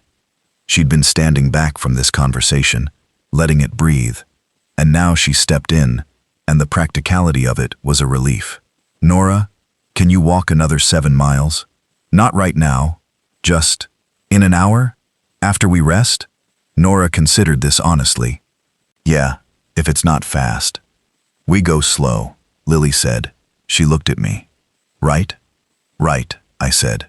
We reached Station 47 at 4 in the afternoon, with the light already going gold and early in the trees. It was exactly what it had looked like on the topo map. A low, flat-roofed cinder block building on a bluff above a creek drainage, connected to a buried pipe system that would have once fed into the county water distribution network. There was a chain-link fence around it, but the gate was open. No lock on the gate, just open, like someone expected company. There were lights inside, visible through 2 small windows on the south wall. Warm lamplight, not the harsher white of overhead fluorescence. Someone was there. I had the shotgun and I was the first one through the gate, and I'm going to admit that my hands were not steady. They were fine the whole drive, fine at the mill, fine at the creek crossing, and now that we were 60 feet from a building that might contain my father, my hands were doing something independent of my control. Lily touched my arm. "Slow," she said, using my word back at me. I knocked on the door. A voice from inside. A man's voice, not a voice I knew. "Who's there?" "Garrett Holt, Walt Holt's son." A pause. The sound of a chair scraping. Then a different pause. Then footsteps. The door opened. The man who opened it was in his 60s, trim and gray-haired, with the kind of composed face that had clearly been through things and learned to sit still over them. He looked at me, and I saw him doing the same calculation Hank Pruitt had done, reading me, assessing, deciding. Then he looked past me and saw Nora, and his composure slipped completely. Just for a second, his whole face opening up in a way that was raw and unguarded and instantly reassembled. "Nora," he said, "you made it." "Hi, Uncle Elliot," she said. He stepped back from the door. "Come in, all of you, come in." Elliot Marsh's Station 47 was, once your eyes adjusted to the lamplight, a surprisingly coherent operation. The main room had equipment along one wall. The radio setup. Hank had been right about my father's love of radio. There was a sophisticated shortwave rig connected to an antenna I hadn't noticed outside, and the rest of the space was working area. Maps on a folding table, a camp stove, 2 cots with sleeping bags, a stack of the same waterproof document cases I'd found at the mill, and in a chair by the far wall, wrapped in a blanket and looking at me with an expression I couldn't immediately categorize, was my father. He looked older than I remembered, which wasn't strange, since it had been 3 years since I'd seen him in person. He looked tired in the deep-bone way of someone who had been running on purpose and adrenaline and anxiety for days. He had a bandage on his left hand, done properly, by someone who knew what they were doing. He said my name. I said his. And then I just stood there, because I was 34 years old and I had spent most of my adult life being quietly angry at this man for being absent, for being complicated, for keeping things I could have used to understand him locked away in hidden rooms and sealed envelopes. And I had driven 40 miles through the end of the world with his maps in my lap, and his voice still echoing in my head from the phone call that started all of this. And I had found him, and I didn't know what to say. He got up from the chair. He was slower than I expected. He crossed the room, and he put his hand on my shoulder. He'd never been a hugger. I'd always known that about him. And then he apparently changed his mind, and he pulled me into his arms and held on. He was shorter than I remembered. That surprised me the most. Lily made a sound behind me, something she covered fast. He held on for a moment and then stepped back and looked at me. His eyes were wet. He was doing what he'd always done, not letting it become anything messy, holding the shape together, but his eyes were giving it away. "You got my letters," he said. "Yeah." "You found the maps." "Yeah." "And you figured out the route." Lily and I took 2 hours with the topos. He looked past me at Lily, and his face did the thing it had done when I'd told him over the phone, through his cracked voice, to tell her he loved her. She was watching him with her arms crossed over her chest, and her chin up. He said, "Lily." She said, "Hi, Dad." And she let him hug her too, and it lasted longer. Elliot Marsh spent the better part of that first evening explaining things. Not all of it, and not in order. You don't get things explained in order at the end of the world. You get them in the sequence of what's most immediately necessary versus what's just painful. The practical things first. Station 47 had power, solar supplemented by a small wind turbine on the bluff that I hadn't noticed in the failing light. It had water from the old pipeline system, running through a gravity feed from an uphill cistern that was still functional. It had food. My father and Elliot had been staged here for 11 days with significant supplies, clearly pre-positioned the same way the cabin had been pre-positioned. It had communication capability. They'd been broadcasting on shortwave frequencies and had contact with several other groups, including one significant survivor settlement about 60 miles east that called itself Meyerburg, after a town that had apparently survived relatively intact because of its geographic isolation. The information things. My father had worked for a private contractor called Greymount Analytical, which provided biological threat assessment services to multiple federal agencies. Greymount had been tasked 5 years ago with a classified contract to model potential outbreak scenarios for a specific category of pathogen, one that affected neurological function and behavior in ways that the contract documentation had described, with the language of abstraction that government contracts specialized in, as behavioral alteration consistent with reduced executive function and amplified stimulus response patterns, which in human terms meant what we were seeing. The pathogen had been studied for years in controlled settings. Greymount's models had suggested that certain environmental conditions, specific temperature ranges, population density thresholds, possibly some aspect of seasonal vector behavior that the models hadn't fully characterized, could trigger exponential spread if the pathogen moved from a controlled setting to an uncontrolled one. 7 weeks ago, Building 7 at a research facility that my father refused to name, in a county about 200 miles from our city, had experienced a containment failure. My father didn't know all the details. He wasn't that level of clearance. But he knew from communications within Greymount that it had happened, and that the official response had been delayed by what he described, with precise and understated fury, as institutional reluctance to acknowledge the scope. By the time official channels were acknowledging anything, the spread had moved beyond containment. My father had 2 weeks between when he knew it was real and when it hit our city. He'd spent those 2 weeks doing what he could, finishing the cabin prep, positioning supplies at Station 47 with Elliot's help, and thinking about how to get me and Lily out without panicking us, or, worse, telling us something that could get back to the wrong people before we were clear. He'd called me at the last possible moment, when his read of the situation said we had maybe 4 to 8 hours before the city became inaccessible. He'd been off by about 4 hours. We'd had a narrower window than he'd calculated.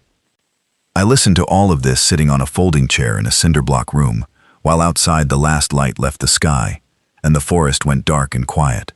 And I thought about the building inspection report I'd left open on my desk, and the gas station sandwich I hadn't finished, and the oil change I'd been putting off, and the 6 hours a day I spent reading about rebar spacing and load tolerances, and whether the second floor of a particular building would be safe in an earthquake or a fire.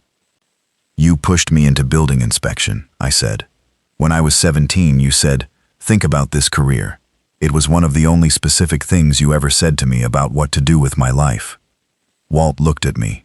"Yes, because you needed me to know how to read infrastructure. For this." He was quiet for a second. "Because infrastructure is how you understand the world. How it actually works, not how it seems to work. I thought that was useful to know, regardless." He paused. "I thought it might also be useful in a situation like this." "Yes." "That's manipulation," I said, not loudly, just clearly. Yes, he said. I sat with that. Did it work? He almost smiled. You're here. I looked at the maps on the table, at the radio setup, at Elliot Marsh on the cot, telling Nora about the Meyerberg settlement, in a low voice, at Lily, sitting cross-legged on the floor, going through the documents from the waterproof case, with the focused efficiency of someone who wanted to be useful and had decided she was going to be. I thought about the woman in the station wagon. I thought about Boyd and Tracy, and the two kids at the cabin with Hank Pruitt watching the tree line. I thought about the man standing in the creek, the cold water moving around his ankles, not feeling any of it. What do we do now? I asked my father. He looked at Elliot. Elliot looked up. The two of them had the familiar shorthand of people who had been talking about this for days. Meyerberg, Elliot said. There are people there who can use what's in those cases. Scientists, people from the response network who got out of the city. They need the monitoring data, the exposure maps, the documentation from the facility. It matters. It matters for understanding how to contain it, eventually. Eventually, I said. Yes, not soon, but eventually matters. If someone is going to have the information to understand this and respond to it, it should be the people in Meyerberg. Not because they're special, because they're organized, and they're still functioning, and they're there. I looked at the maps, 60 miles east, through forest and degraded road network and whatever concentration of infected existed between here and there. I thought about what I knew how to do. I know buildings. I know what stands and what falls. I know which bridges hold weight, and which ones list when the center support loses its bearing. I know how to read a space for what it can give you, and what it will take. I know how to look at the skeleton of something and understand how it functions. My father pushed me toward this, deliberately, over decades, without telling me why. And here I was, at the end of the world, reading the infrastructure. 60 miles, I said. 63, by the route Elliot has. Walt said, there are two bridges of concern. One you can bypass with a 12-mile detour. The other one, he gestured toward the document case. There's a survey in there I did about 6 months ago. The other bridge, based on my read, should be sound for another 2 to 4 years under normal load. Under the conditions it's been seeing recently. Heavy vehicles, possible damage from panicked convoys. I don't know. I'll look at the survey, I said. He nodded. And the people at the cabin, I said. Boyd, and Tracy, and the kids, and Hank. We bring them along. Walt looked at me. That's a harder convoy. It's non-negotiable, I said. They're my responsibility. He considered that. He looked at me in the way that I'd seen him look at things he was assessing. And then he said, okay. We stayed at Station 47 that night. All 5 of us in a cinder block building with 2 cots and 4 sleeping bags that we rearranged between us in a configuration nobody was entirely comfortable with, but that was warm and dry and safe. Or as safe as anything was anymore. I want to tell you about the next 4 days because they're the part that still sits with me hardest. The part where I think the most about what this whole thing was and what it cost. Day 6 from the cabin. We drove back to get Boyd and Tracy and the kids and Hank. The drive back was different from the drive there. I knew the route now. I knew where the drainage bottoms were and which side of the road stayed drier. I knew where the fire road widened enough to turn around and where it pinched to 1 lane. I knew, roughly, where the infected tended to gather and where they didn't.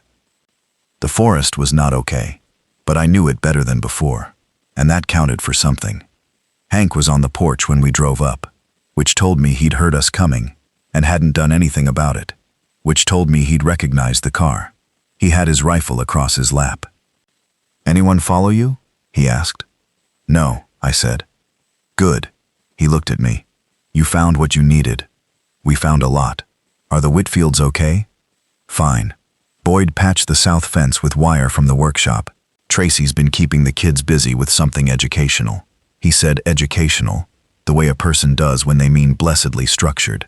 Boyd came out of the cabin when he heard us talking, Tracy right behind him, and I explained the situation. Station 47, Elliot Marsh, Meyerberg, the plan. Boyd listened with his arms crossed. Tracy was watching my face more than she was listening to the words, which is how she assessed things. "How do we know Meyerberg is what they say it is?" Boyd asked. "We don't, completely. Elliot has radio contact with them. We can hear them before we commit to going. And if they're not, then we come back here, or we find somewhere else." I paused. But the data in those cases matters. Even if Meyerberg isn't what it seems, getting the data to people who can use it matters. Boyd thought about it. Tracy looked at the kids on the porch, doing whatever educational thing they'd been doing, Lily showing them something on the topo map. "We're in," Boyd said. Hank, when I asked him, was quiet for a moment. "I'll come to the station," he said. "After that, I'll see."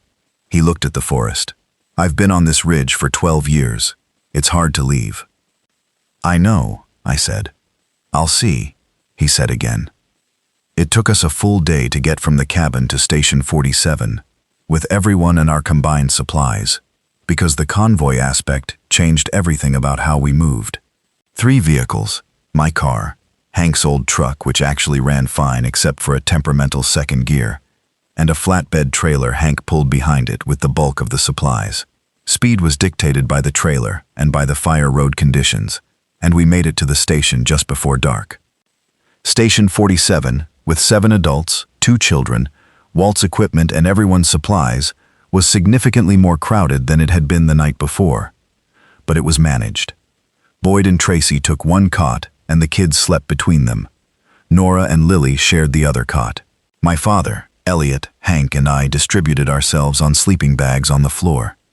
That night, over the camp stove and whatever combination of canned and dried food we put together, my father talked. Not about the big things, about the small things. He talked about the cabin, about the 15 years of weekends he'd spent up there, the repairs he'd done himself and the ones he'd hired out, the wood he'd split and the firewood he'd stacked, and the way the light came over the eastern ridge in late September, when everything was starting to turn. He talked about my mother, carefully, the way you handle something fragile that you've been careful with for a long time. And I realized he'd been talking to Lily for a while now, in a way he hadn't been able to talk to me, because I'd never quite given him an opening the way she had. I didn't say anything about that. It wasn't the moment. At some point he looked at me and said, "You're still angry." I thought about lying. "Yes." "Okay. I'm also glad you called." He nodded. "I know. Both things are true. I know." I could say more here, about what we talked about that night, or about the conversations I've had with him over the following days as we've prepared for the Meyerberg run. The father-son accounting that happens when you have nothing left to do in the evenings but sit and be honest with each other. But that's between him and me, and I'm not ready to spread it out for examination yet. What I will say is that he told me, when I asked him directly, that the inspection career hadn't just been about practical utility.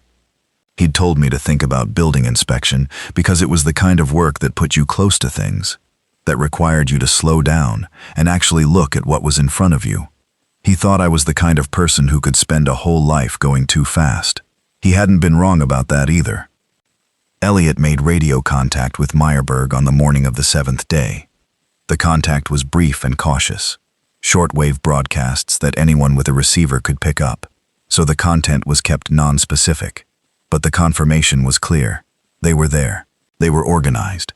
They had medical personnel, engineering types, a growing number of functional shelters inside a perimeter that had been secured using the geography of the old town. A river on 2 sides, a natural ridge on a 3rd. They were requesting any survivors with technical or medical skills to make their way east. They'd heard about the monitoring data. Someone there, apparently, knew about the Meridian Protocol. They knew it was out there somewhere, and they wanted it. "How do they know about Meridian?" I asked Elliot. "Because one of the engineers there was involved in the early infrastructure design," he said. "They were part of the project. They got out and went to Meyerberg, and when they got there, they started asking if anyone had access to the monitoring archive. So this isn't a coincidence. Almost nothing about this is a coincidence." The route to Meyerberg took us through 3 days of careful travel.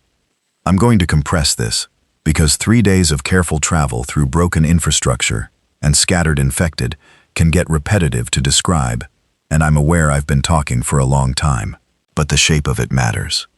Day 1, 14 miles, good road conditions, 2 incidents. The first was a group of infected on the main county highway, maybe a dozen, moving in the loose directional cluster they tended to form when drawn by a distant sound source. We waited for 40 minutes until they had moved far enough off the road, then passed. The second was a bridge. The bridge my father's survey had said would be sound. It was sound.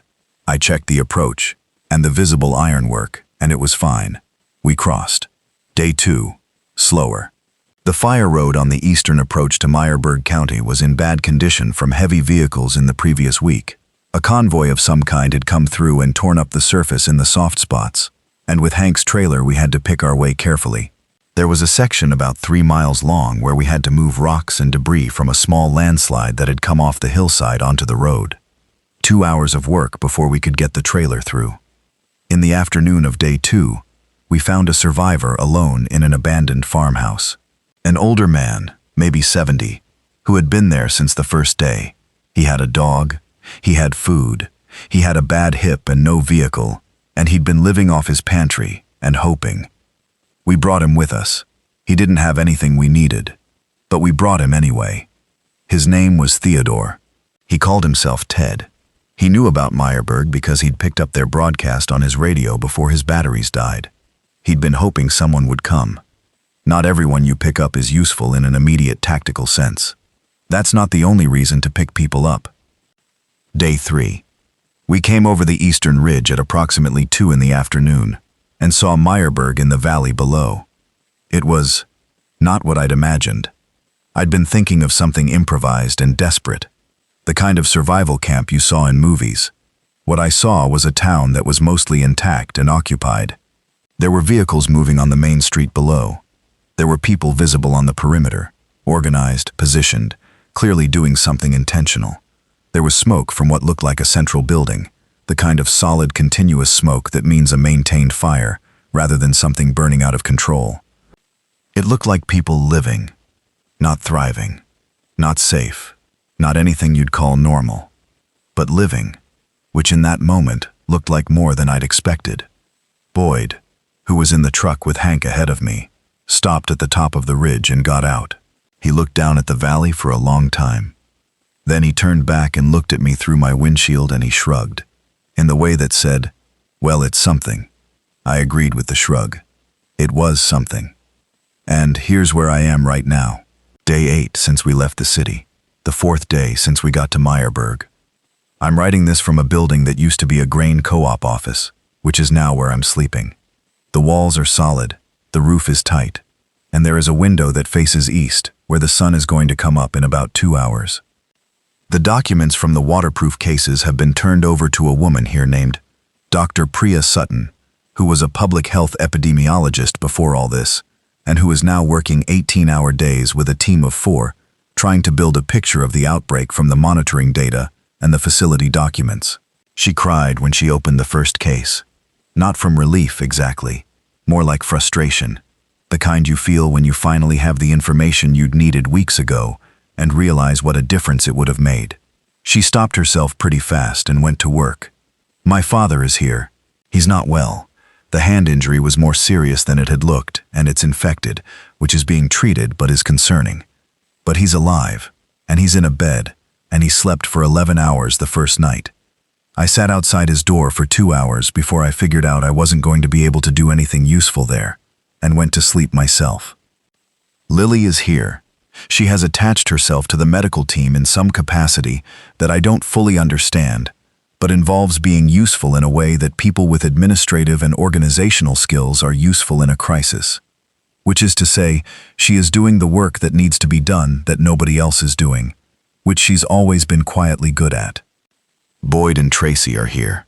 Finn and Delia are in something that functions as a school, a morning gathering of the children in the community, with a woman named Deborah who used to teach kindergarten. Finn fell asleep in it the first day, which his mother said was the first time he'd relaxed since they left the city. Tracy told me that and cried a little, and then said sorry, and I said please don't apologize for that, and she nodded and looked away. Hank is here, for now. He keeps looking east, back toward the ridge in the direction of his property. He said he'd see, and I think eventually he'll go back. He's that kind of person. Nora is here. She and Elliot are together almost constantly, working on the radio network. She's sharp and fast, and she knows things that I'm still figuring out. Ted is here. He found another man his approximate age who also had a dog, and they've been talking about their dogs, which seems like what Ted needed. I want to tell you the thing that stays with me, the weird piece of this I can't put down. The morning after we arrived at Meyerberg, I walked the perimeter with a man here named Gordon Freer, who does the structural assessments for the settlement. He took me on a tour of what they'd built and what needed work. He explained their systems. I asked questions, and he answered them, and we walked the river barrier and the ridge line, and the built sections of fence, and I made mental notes about what was solid and what wasn't.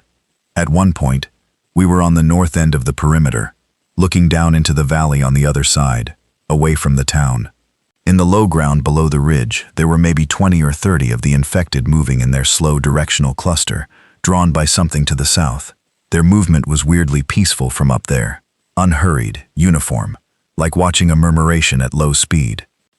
Gordon watched them for a minute and then said, "You know what gets me? They're still dressed, still wearing what they were wearing when it happened.